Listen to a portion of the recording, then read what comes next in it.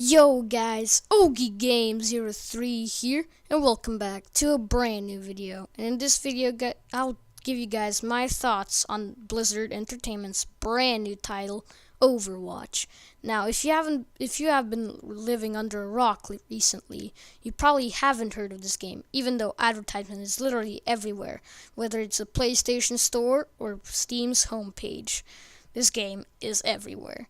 And so, if you haven't heard of this game, which is really kind of impossible, but there's still a chance, this game is basically a mixture of Black Ops 3's and other Call of Duty's arcade type perspectives and shooters, and Team Fortress team-based game modes.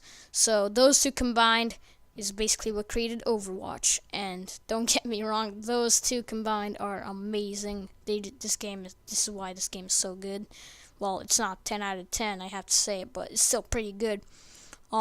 So first of all, I should start by saying there are characters in this game that you can choose, or as they call them, heroes, and sorry about that.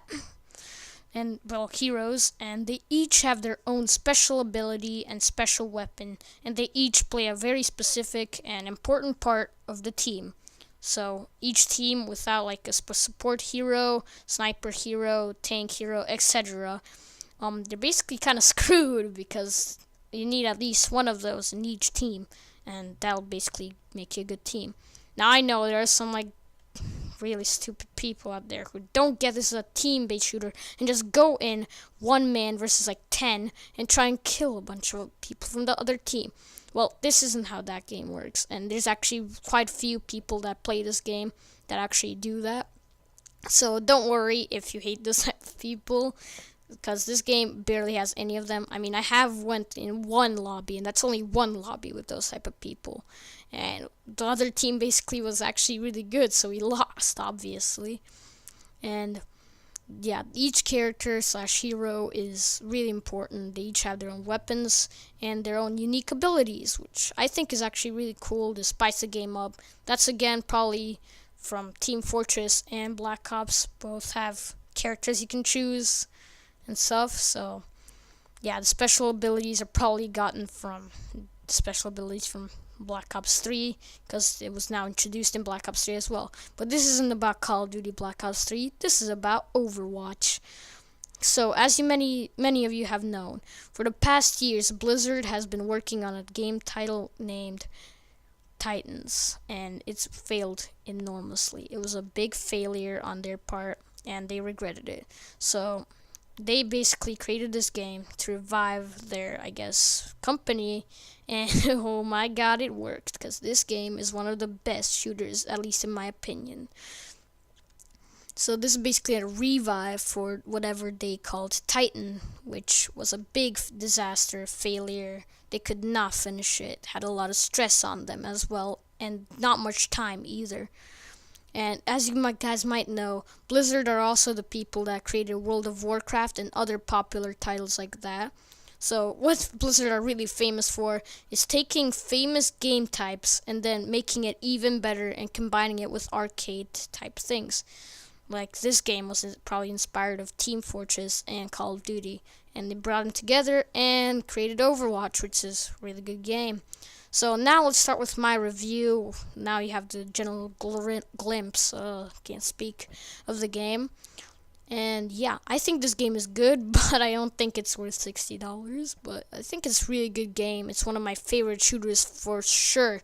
And yeah, it's really cool. The heroes play out really well, and also handles really well on the consoles. This is all PlayStation 4 gameplay, by the way. So this isn't PC. And as you guys can see, it handles really well. No frame drops at all. And my PC, of course, can probably run it, but I don't know, sometimes it's good to switch to the consoles, I guess. So yeah, guys, this is a really cool game. Now, what I didn't like is the pricing and the microtransactions. I know they're not that bad because they're just like skins for characters, voices, and sprays. But still, you can pay for them and stuff. And I don't want it just to turn out like Black Ops 3, where they said there's not going to be any new guns or new advantages in the supply drops or whatever they're called in Black Ops.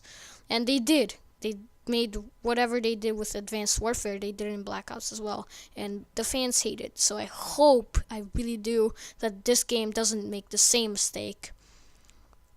And yeah, so now let's talk a bit more about the weapons and the gameplay itself. The gameplay is smooth, the graphics are amazing, I like the art style, it's really cool. And the weapons play out really well.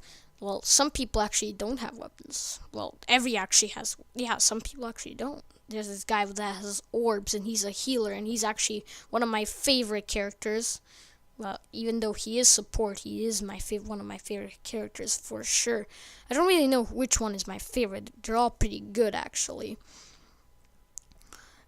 And they're all thought out, they're all well balanced. In some cases, a character is better, and in some cases, the character is worse, which I really like. I like the games that actually kind of force you to choose a different character in a specific map, because sometimes the same character ain't gonna cut it, especially when your team needs a different type of character and you just pick that. You'll probably let down your team and everybody that basically is playing, because that's not how this game works. As I said before, a lot of teamwork involved. So let's go ahead and tell me, you guys, what like I think of the heroes system. So there's divided into like parts. So there's a support part, there are tank parts, tank heroes, sniper heroes, and offense heroes. They each, of course, play a different part. Speaking of the name, offense, stuff like that, they go out. But yeah, that's basically how you know. And the characters are very well designed to act, so you can know easily which one's support, which one's not, which one's offense, which one's not. It also goes in order, which I really like. So for newcomers that don't really know what heroes support and whatever, it also has like a symbol, and it's all in a row, so I really like that. The thing I really don't like, though, you can't choose the game mode. You're just randomly put into a game mode and randomly put into a map. The maps I'm actually kind of okay with, but the game mode, you need to choose like the game mode. There's tons of different game modes in this game. And for those that are wondering, there are custom games and play versus AI on this game, so don't worry. If you want to go to a private lobby, you can. So yeah. Also, some characters are sometimes really OP, such as Bastion, but there are, again, ways to, I guess, defeat him. Like, you can go in with as Genji, I'm pretty sure his name is, and just could use his move to deflect the, well, bullets from the robot guy. What's his name again? Oh my god. Oh yeah, Bastion.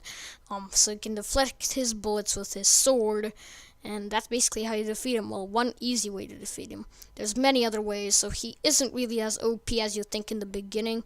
In the beginning, you'll think like, this guy is unstoppable, but he really isn't, and you'll realize that later on when you come more casual to this game.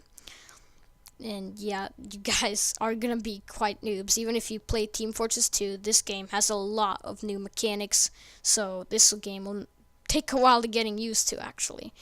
Easy to like start and getting used to it, but hard, very hard to master it.